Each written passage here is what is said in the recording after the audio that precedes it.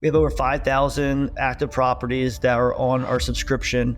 And out of those 5,000 properties, it's equating to 52,000 stops a month. How has your thoughts on what your role should be as a CEO? Where are you now trying to spend most of your time versus before? If you're going to be finding a market, is it a market that other people have already scaled in? Is it markets that you can get properties dense to each other? This is an operationally complex business to scale, and yet you've sort of cracked the code. What can property managers learn about scaling an operationally heavy business? It just gets harder and harder. And so something it gets easier with scale, but doesn't. That's not your primary business. It's not scalable until you show that it is. Hey everyone, welcome to the Hospitality Edge podcast, where we bring together what we think are two sides of the same coin, real estate and hospitality. Today I'm excited to have Alex Shapiro, co-founder and CEO of CanMonkey. How are you, Alex? Happy to be here with you. Thank you, man. This is a pleasure. I'm doing great, and I'm excited to talk to you and dive into CanMonkey. Awesome, man. Awesome. So why don't we start with, you have a very unique background and way in which you got to entrepreneurship. So tell us a little bit about your background and how you got into the space. So the unorthodox way of becoming a CEO co-founder from what I found. So that's kind of like my introduction into entrepreneurship was really by accident. So my background was working for a W-2 company in the title and escrow industry, in the real estate industry in Phoenix, Arizona, helping real estate agents, investors get some good deals on title and escrow. And through that, though, I found that some of my clients were converting into short-term rentals. And that's kind of how I was introduced to the short-term rental industry. But my business partner started CanMonkey, and it was his idea, his concept. And I initially was just an investor into CanMonkey in the very beginning. Got it. So how do you go from an investor to eventually, taking over as a CEO? So in my experience, it was more like I didn't want to. I was doing something. I was really good at what I'd done. I had built my way up, in that at that company, and I thought I was gonna be a lifer. And this was just like a side hustle where I was just gonna help. Where if I had some clients that needed help with the short-term rental aspect of taking their cans to curb, I wasn't helping like the sales and marketing. But really, my main thing was the W-2.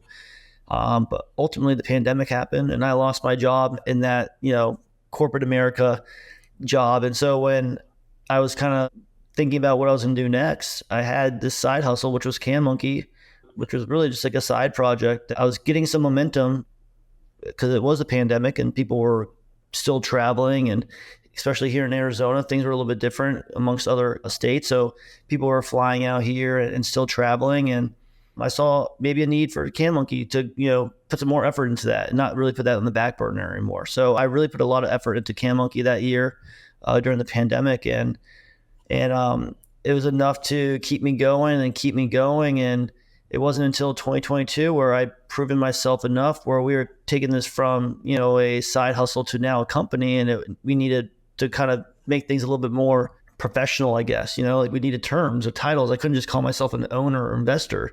And so we were going to make titles, and it's like, okay, like I think I should be the CEO. And because my business partner was doing like the finances. So like, you could be the CFO. And he was like, no, I don't want you to be the CEO. And I was like, well, who else knows this business better than I do? And so I had to not fight with him, but had to prove myself, because he was the owner. He was the founder. It was his company. And if anything, I was coming in and stepping on his toes. I was coming in and changing the business around. I was coming around and throwing my ideas now. And some people don't like that when they start something and it's their baby. So it takes a lot of, courage from him to let someone come in and change his concepts and to be open to trying some new things. So it was a struggle for sure. I mean, like where we're at now as a business was not where it was. Like it wasn't the game plan. And then from that, it was like, hey, can I be co-founder? Not like I was asking, but it was more like when you start talking to people about it and they're like, oh, like, so you're a co-founder. It's like, I guess I am. So even that aspect, it's like, hey, my business partner's name is Mark. I was like, Mark, I'll be co-founder. You be the founder. And he's like, yeah, you definitely deserve that title. So, it wasn't like we sat around at a dinner table one night and said, know what? You know who hates taking trash cans to the curb? Airbnb hosts. Know what we should do? Start this company. Like, let's do it. It was not that. It was the complete opposite. Right. So tell us about the concept though, and how successful you guys have been at scaling that, which is impressive. So, yeah, a lot of it's timing. I think in any business, it's timing. It's timing and being consistent, persistent in whatever you do. So for us, like we started in Scottsdale, um, really started taking off during the pandemic, and unbeknownst to us, Scottsdale was a short term rental mecca. So for What us, did you start as? Just for context for everyone out there that's not familiar with CanMonkey, what did you start as, and what was the pivot okay, that took place? vol- Because I know you had mentioned that to me volume wise, off record as well. volume wise, In terms of what was the model, the business model that yeah. you Okay. started with, So and how it evolved. when my Right. business partner started, he was just going after homeowners. And the first year of business, they had signed up 24 homes in the first year of business. And when I came in at the end of 2018, which like basically December, I brought on one client who had 20 properties that were all Airbnbs. So that was really for him, even too, is like, holy shit, you just doubled my business with one person. Like I was going after homeowners. I was like, yeah, no, we have to go after short term rentals. Like this is the key. Like we'll get these people, we'll grow a lot faster than going after homeowners. Like I can Sure. call one person and get 20 properties on instead of calling 25 properties and getting one property on. Like But I think homeowners. we didn't explain the concept of CanMonkey. So what's the service you Sorry, guys offer? Yeah, just for context, so people are like, okay, getting properties, but to do what? You know? sorry, you're right. Yeah, No, you're so good. CanMonkey is the first can to curb service provider. We essentially take your trash recycling cans to the curb day before pickup. The following day, once the city empties your cans out, we return back to your property and take those empty cans back to their original location. We incorporated technology on this aspect. So now every time a can's taken to the curb or back, we're taking a timestamp photo. It shows your can at the curb. It'll show your can back at the original location. If there's any issues, whether there's overflowing trash cans or we can't find the trash can, the garage door won't open, whatever it may be, you get an Mhm. issue notification. So now you can call the guest, you can do it yourself, whatever it may be to fix that, or let us know, hey, actually, we're changing the garage code. This is the code. Thank you. But essentially, we're the first can to curb service provider, and my business partner started for homeowners, and I saw a need in it for short term rentals. And Mhm. none of us had backgrounds in short term rentals. None of us really had backgrounds in technology. None of us had backgrounds in business like services. It was all kind of just he had this idea of just helping out his neighbors, around him, and he didn't like taking the cans to the curb. So he started like that. And then we took it from that thought process of doing it in a small neighborhood in Scottsdale to now being in 25 states, 150 cities, doing over 52,000 stops a month, taking cans to the curb and back across the country. And you have thousands of active properties, right? What's the number again? We have over 5,000 active properties that are on our subscription right now for Can to Curb. And that's in those 25 states, 150 cities. And out of those 5,000 properties, it's equating to 52,000 stops a month. So some properties have trash recycling cans on separate days of the week. So that means we're going to the property the day before and day after, 4 times a week, 16 times a month. There's most of the time, we get really lucky if trash recycling on the same day. That'd be 2 times a week, 8 times a month. For the most part, on average, it's anywhere about from 12 to 18 stops a month, or 12 to 16 stops a month that we're doing can to curb. That's crazy, man. And what I love about this is just that it shows that you can spot opportunities anywhere and in anything, right? Like it's like, and it's sometimes the I mean, I like reading books from successful people or whatever, and like sometimes you hear this extremely successful people, on the monetary side, if we measure success by let's say oh they've gotten wealthy, and they got wealthy in the most boring industries or sectors that you could think of. Now, what I'm saying here is like no one would think about garbage, picking up the can and bringing it can to curb as a sexy sort of business to be in, and yet here you are with 5,000 active, subscriptions and properties paying for the service. So that is inspiring, I think, and goes to say that you can build a business out of any problem really that you can identify.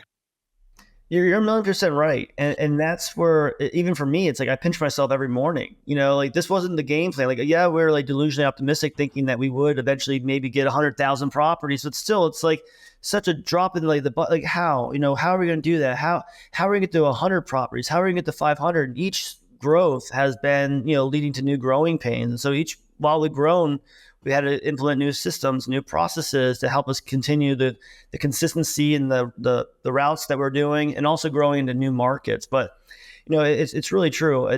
There's opportunity in everything, and even for us, it's like we pivoted. It wasn't like we knew that this was a problem and we built it. It's like we built something. It didn't really work out exactly how we thought it was going to be. We pivoted. We didn't quit. We moved. We didn't quit. We moved, and then it hit. And then once you find that thing that hits, it's like double down on that. How do you now expand that? Like, how do you do it? If you can do it here, how do you do it there? And that's what we've been able to do. That's even the crazier thing. It's like our biggest competitor is the kid next door, right? Like anyone can take the can to the curb. It's not hard. Everyone does it. If you have a house, you have like everyone does it. And it's crazy to me to think that we were the first can to curb service provider that, that's a category they created for us. The fact that we just found out about vacation rentals 4 years ago, but vacation rentals have been a thing forever. I didn't know there was even like a category for this, so it's like, that's a crazy thing for me, is that people have been having this pain point for decades, and no one has taken the time or figure out how to solve it. Like everyone has a system or solution in place, and we found that it's 50% to 75% at best. And what we now have done is created like a 99.9% accuracy rate. Like if we make a mistake, we're sending someone out there to empty the cans for you. Like your cans will always be emptied, whether the city empties them out for you, or if we make a mistake, we'll empty them out for you. Or like there's been times we've gone to a property and the guests move the cans in the garage and they're not supposed to be in the garage. And so we send the alert to the client, say, hey, just want to let you know, we couldn't find the trash cans. So in a situation like that might be on the guest now. The guest moved it. Hey, guests, can you guys take the trash can to the curb? Like we're still letting them know. And a lot of times, especially in the vacation rental industry, hosts and owners, they don't really have a solution. Maybe they live in another state and their property's in another state and they don't really have anything. They're relying on the guests to do it or the cleaners to do it. And maybe they do it one way, but who's doing it the next day? It's not just one time, and that's the thing that I think people forget. And then it becomes a job in itself to make sure that you have it scheduled, you remember on the right day, you're making sure that it gets out there. Did you get a photo? Probably not. Someone tells you it's out there. Is it out there? Especially when you have a portfolio and now you're having to do this with more properties at scale. And that it just gets harder and harder. And so some think it gets easier with scale, but doesn't, and that's not your primary business. Your primary business is making sure you get good reviews, making sure properties are being, occupied, making sure that, your team members are happy, your maintenance guys doing their job, like making sure everyone's doing the job. And really, when it comes to CanMonkey, we're like a undocumented expense for them. So when they come into the picture, they're like, oh my gosh, I got to pay now for this, but it's really like you are paying for it somehow, some way right now, whether you're getting a 1-star review because the guest didn't like the trash that was left from the last person, whether it's, your maintenance guys complaining that he couldn't fix something else because he had to go take these trash cans to the curb, whether your maintenance guy is taking the trash cans to the curb, like you're paying it one way or another. They just don't see it because it's not a line item. And then what we do is we come in there and kind of show them a different perspective of it. Hey, do you know that you could pass this cost on to owners? Hey, do you know you can collect this cost on from guests? Do you know that you can take this cost center and turn it into a profit center? This is how. And especially if you have a portfolio, you have 100 properties and, you do a deal with CanMonkey and you're bringing properties on, and you can charge the homeowners a higher fee to them and collect the money and then pay us out a lower amount and keep the difference. I mean, there's a management fee that our clients are doing and taking care of that fee for the clients. So, we don't like to recreate the wheel. We show them what other people are doing and what is possible and what they can do. And from there, like once they sign the property up, they don't really go back and do anything else. They like knowing that it's handled. They like knowing that there's a one-stop shop for all their trash solutions, whether it's on-demand trash removal, can cleaning, or taking the can to the curb. We can do it. Love it. Now, I think one thing that's interesting is the fact that just like the business of property management, this is an operationally complex business to scale. And yet you've sort of cracked the code somehow.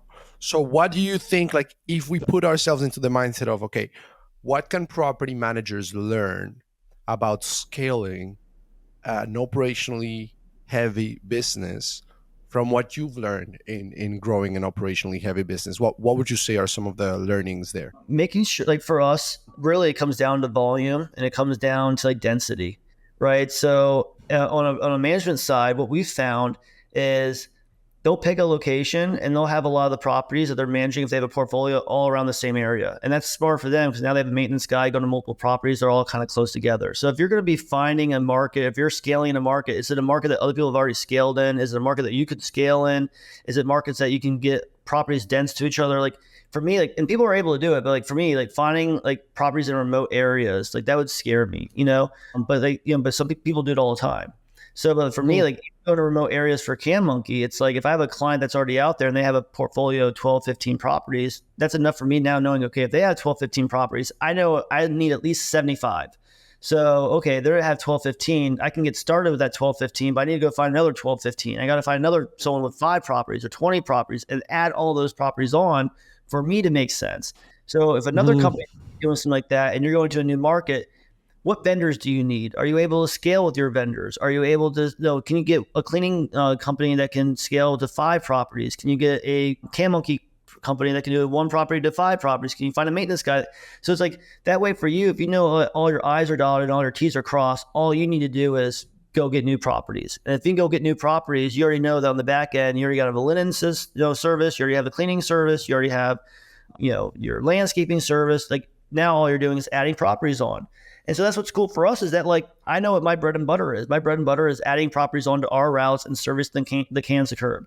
I don't know how my clients find homeowners to trust them with their management. I don't know how my clients, use OTAs and get bookings. I don't know how they do that. That's not my job to know how.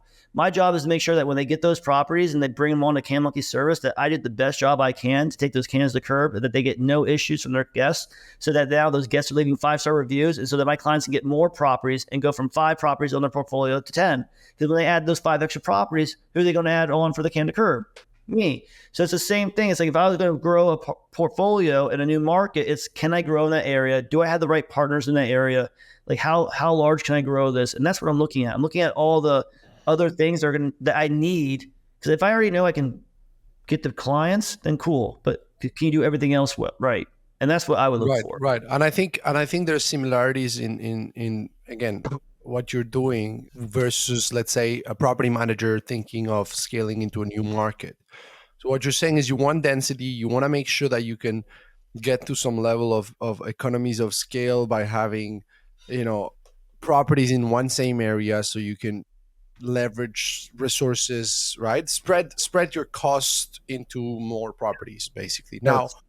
how do you think through that when you're thinking about expanding into new markets? Like how many properties you need for you to say, you know what, I can run my route profitably? Or like, how do you think about expansion? Like, because it's like, what comes first, the chicken or the egg? Like, do you first start the route, or do you first get the properties? Or like, how have you approached that expansion into new markets dilemma? It's definitely a song and dance, right? Like you need properties and you need can runners. You need a little bit of both, right? Like you can't do one without the other. It's definitely like the chicken or the egg. But for us, it's like before we expanded, we got really good in the market that we were in.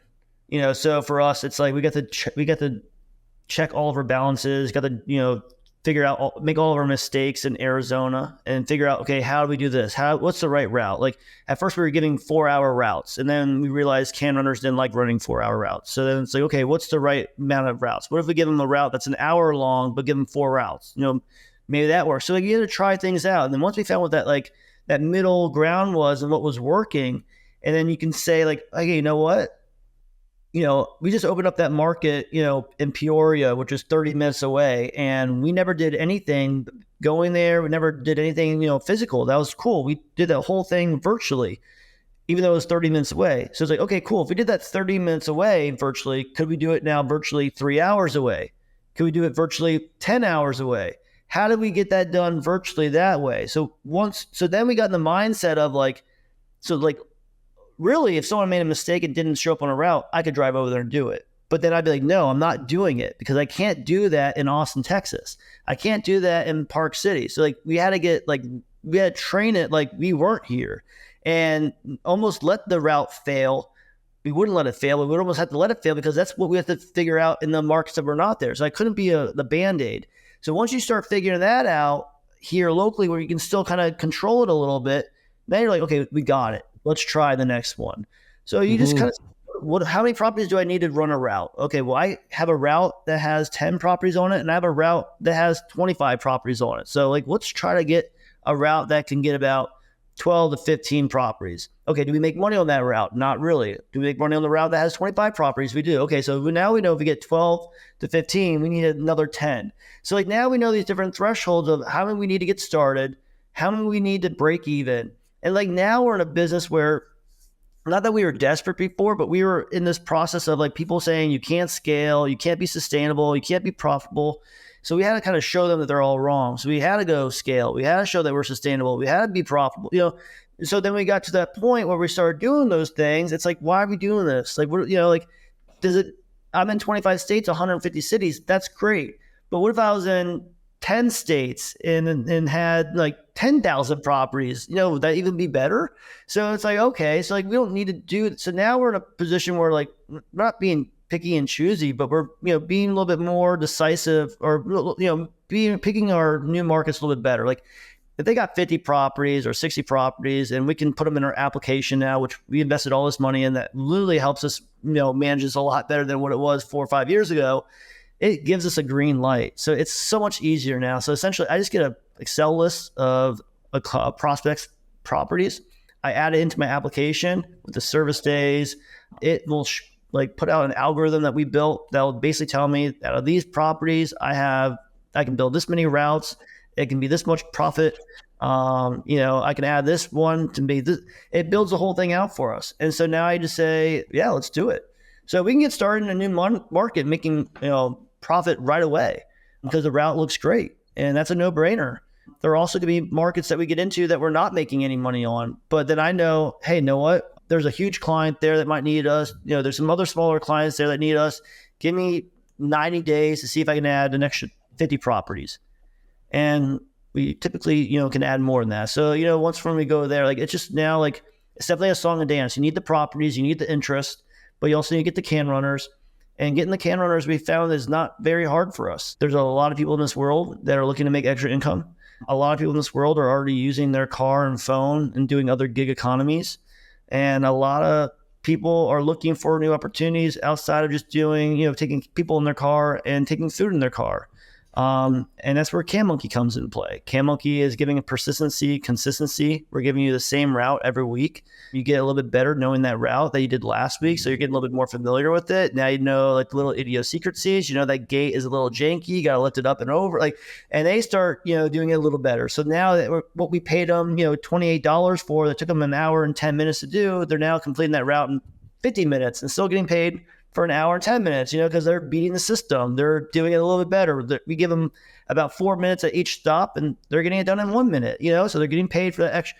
So we built these algorithms in place to help us across the board. And not that we're trying to, get taken advantage of, but it's a win-win for our can runners, right? Like we're giving them a route. They're taking on that application or the app, or taking on that route in the app. They're saying, I want to do that route. They're taking on 2 to 3 routes a day, getting paid an extra $75 a day. They're getting paid the same day. So we help them in this day to day of making extra income. So wait, let me understand that. So the can runners, you're taking the approach like similarly to like Uber, where they're like basically it's just anyone that wants to make an extra couple of bucks that can go in and do it. Yeah, They're bringing their own cars. They're yeah, doing it on their own. Okay, interesting. about 1,000%. So the little difference between Uber and us, if you have Uber account right now, you're logging in and you're waiting for your next job. You don't know where you're going. With CanMonkey, it's almost like if you're a bartender or a busser at a restaurant, you know what your route is you know what your schedule is for the week, right? You know that, okay, hey, yeah, I have a route on Tuesday, Wednesday, Thursday, Friday. And you know what it is because you accepted it. And then on that day, we ask you, like, hey, are you still running your route today? You say, I am. And if I know you run this route often, I now have a trust with you and I know you're good for the route. And so we have different like stipulations in place and text like messages. Like it's all built out for us in the application now. So Interesting. So yeah, because I was thinking, man, how do you how do you hire people and train people and like as if I was assuming that you were hiring all of your can runners, but now it makes sense. And now with what you're saying, like it sounds even more scalable to me, right? Because now you're like, yeah, Yeah. Uberizing it type of thing. Yeah, and also it's like I said, like we're providing these routes, and so we're giving you consistency. And Yeah, yeah, so, yeah. with CanMonkey, you're running 12 routes this week, and you're making an extra $250. And now an extra $1,000 is coming in this month, taking trash cans to the curb and back. That's And interesting. it's all in the application. So now when you're running your app, I'm getting all those photos, all those timestamp photos. I can geolocate you, so I know you're at the right property. You can't really make a mistake now because it's all in the app. We have a team internally that kind of not go through the hiring process. Like when a can runner comes on, they download the app off Google Play or Apple Store. So we're competing with these Instacart Grubhubs because we're right there in the App Store. And they find us and they say, "Is this too good to be true?" And so we're like, "Hey, run a route. It's taking cans to the curb." And they're like, "I can do that." And they're like, "Because you're bringing people on in the market they live in." So like our biggest thought was like, how are can runners going to know what color the trash can is? Because it's different in each market. But it's like that can runner lives in that market, so they know what color the trash can is.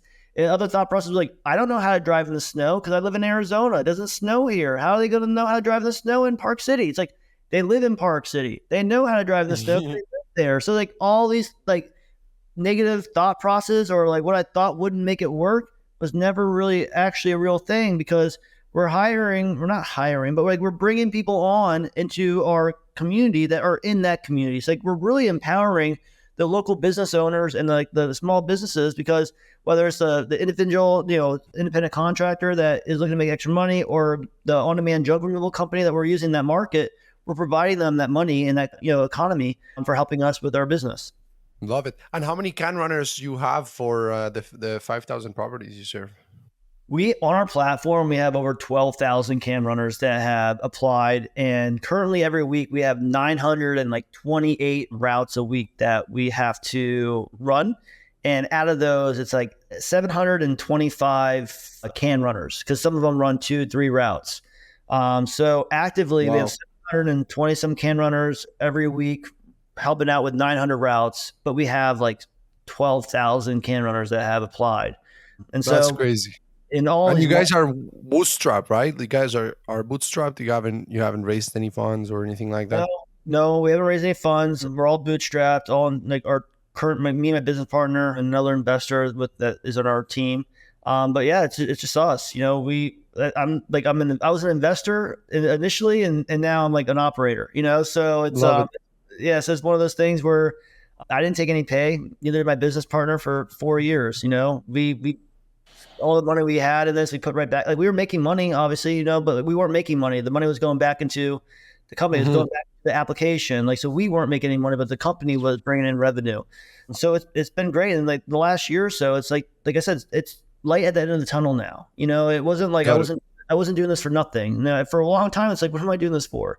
Taking trash cans to the curb, like it just in the last like 2 years, it's really like the application is now up and running. Like it's I pinch myself every day. Like on the outside, you can look at CanMonkey and think that we're this big, huge company, and internally, if you came to my office in Tempe, you'd be like, "Wow, this is everyone that runs it." I'm like, yeah, like you're doing all this with this. I'm like, yeah. And so it's really amazing what we've been able to do, but also like we don't know what to compare it to. So we're just running this business like a business, and that's where we look at things a little bit differently. We're not a technology company trying to make money now. We're a business that built a technology to help our business. So we already knew how to run the business. We already knew the business worked. We already knew that. We just built the technology to help us scale even more. So we're a logistical technology company now. That's awesome, man. And let me ask you this, because you went from, being a W-2 employee to basically becoming an investor in this company, and then eventually, like you explained earlier, making that transition into the role of a CEO. So I'm curious to know what was the hardest thing for you to as far as that transition goes. Like you personally, what are the things you had to really like learn or develop or overcome to Yeah. really perform the function of like now you're in charge? When I was in the W-2 position, I started in sales. Then I became like, a business consultant. And ultimately, like, I just was self-motivated, right? Like, no one really has to motivate you. Like you have to be good in sales and you have to bring in numbers. And it's, if you're not bringing in sales and revenue, then they're not going to keep you. So, and also if I ever needed anything, I had like a business account. Like I had money. So like working for a Fortune 500 company, having money already there, having like the brand already there, having like account. If you ever like, I already had everything there. So like, if anything, that kind of screwed me a little bit in the mind. So like when I went to now start my own company, it's like I had all these crutches that I didn't know were crutches. I just thought that's what business was like, It was like a rude awakening to be like, holy shit, we have no revenue. Okay, yeah, you're right. Like, okay, how many properties do I need to bring on to start making some money for us? And so I would just reverse engineer everything. So okay, if we get to 1,000 properties, that's $50,000 a month. Okay, if our costs are this, then okay, we can make this much money. Okay, I'm gonna get us to 1,000 properties.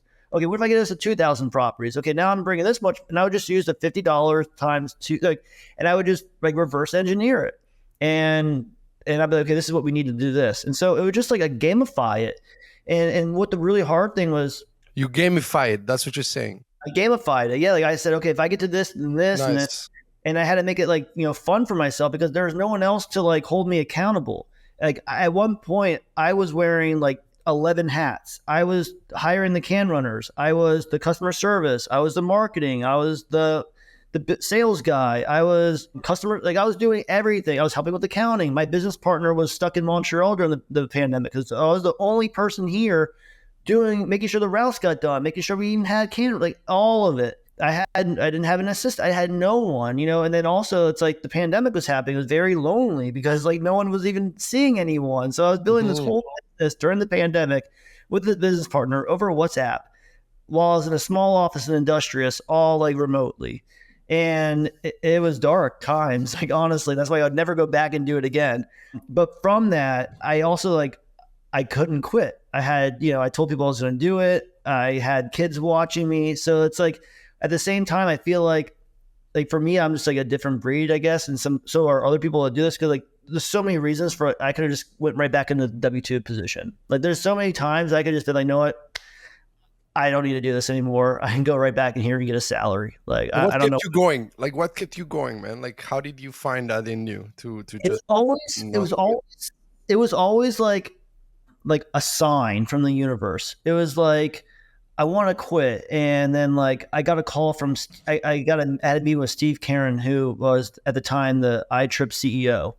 And this was like June 2020. And like I messaged him on LinkedIn and we had a meeting on YouTube or Zoom, and he was like, "I'm the CEO of like iTrip, franchise. We have 4,500 properties." I was like, "Why you have 4,500?" It's like each time, like I would, we're not ever going to get bigger, and I'd meet someone that had like 4,500 properties, and like, holy shit, this is so cool! Like, you're doing a great job. Like everyone needs your service. Like don't give up. Like holy shit, okay, like that gave me a little bit more, right? Then like, okay, I wanted to quit, and then it's like someone's like, "Hey, I need you in Park City." And it's like, "Oh shit, okay." Like, so it was always something that like would keep me going a little bit longer. And then it got to a point where like I didn't come this far to come this far, and then it got to a point where like now we gotten offers to get bought out, and now it's like if you would have asked me 2 years ago, I'd have said yes. And now I already going through all that struggle, and I'm not ready to get bought. Like that's not the number I would take now. Now it's like okay, I can because I'm not. I haven't made it by any means. Like we're still like we just hit profitability. Like I got a team them growing. I'm trying to make sure that like we're here for the long run. You can't be losing money because when you lose money and you're the owner, like you got to make sure that bills are paid and people are paid first and whatnot. So it's like I'm trying to get us in a position where like we're set. Not just me but everyone. So it's like at that same time now it's I can't quit now. Now I got like my best friend over here working and his wife and kids are dependent on this. And now it's not just my company, it's all of our companies. I might be the CEO, but at the same time, like this company pays me, it pays everyone in this office. It's like it's all of our baby. And we all need to make sure that this baby is taken care of and operating the right way because it doesn't just benefit me, it benefits all of us. And so I have a solid team around me now that I've been building over the last 2.5 years. And that is the main reason why now it's like there's no looking back, And so now it's like, okay, we're doing this. I'm not just doing it for me now. It's not just for like me and my business partner.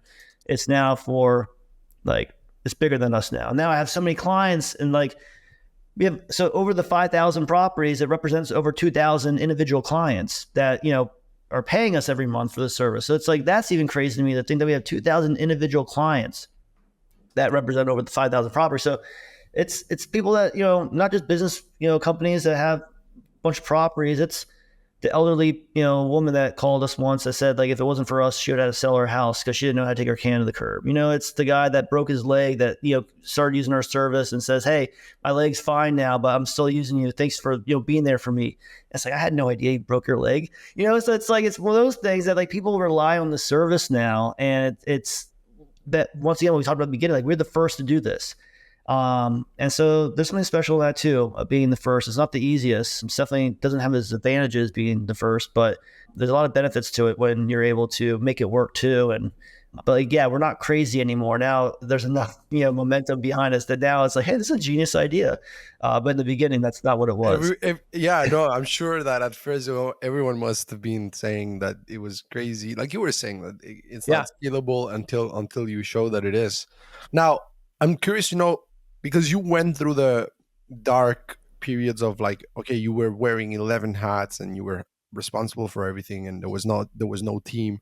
But I'm curious to know, now that you're, let's say, out of that phase and you're now into a role where you have a team, you have momentum, how has your thoughts on what your role should be as a CEO evolved? Like, where are you now trying to spend most of your time versus, before? So the cool thing now is there's like a lot of like that, the important task, but like the tedious task, I'm not doing right now, right? So I'm able to hand that off. That's what's important for me, to be able to delegate that off so I can focus on the bigger things. Like my focus, like I was always like, I hate saying visionary, but like it's like I'm like the visionary, right? Like I'm the one that's like, hey, here's what I see out there. This is where I think we should do next. These are some other ideas. That's like what I'm really good at, taking everything and kind of applying it to our business.